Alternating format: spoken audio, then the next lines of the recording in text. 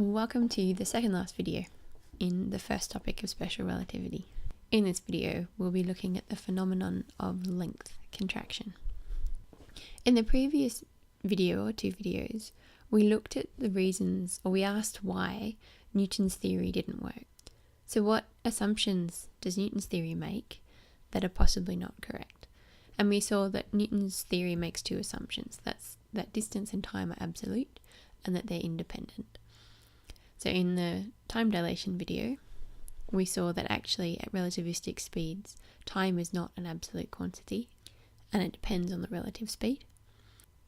And in the videos on space-time and the Lorentz transforms, we saw that distance and time are in fact not independent, and in the Lorentz transform, we quantified that relationship at relativistic speeds.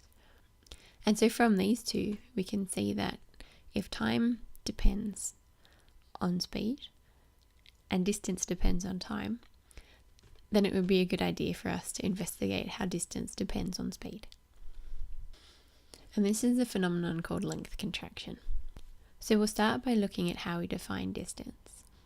So in our red reference frame, the length of our spaceship as it appears to our astronaut, L dash, is equal to the distance x2 dash minus x1 dash, as we quantify length in any other scenario.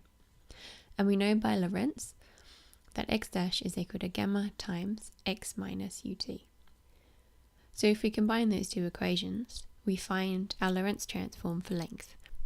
And now, because we know that the time depends on the relative velocity of the reference frame, we also say that the length is when x1 and x2 are measured at the same time, t. So that means we can simplify our equation for L dash down to L dash is equal to gamma times x2 minus x1, which gives us that L dash is equal to gamma times L, or times the length in our blue reference frame.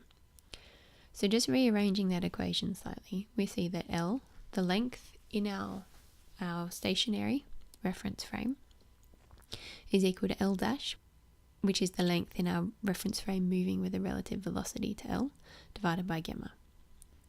So we know that 1 on gamma is equal to the square root of 1 minus v squared on c squared. And since v squared is always less than c squared, we know that 1 on gamma is always less than 1. So with that, what we can say is that as measured by Laurel, so from Laurel's reference frame, 1 meter in the reference frame moving with a relative velocity is less than 1 meter in his stationary reference frame. Or in other words, the faster the relative velocity, the shorter the measured length from the reference frame that the velocity is relative to. And so from this, we define something called the proper length, which is LP.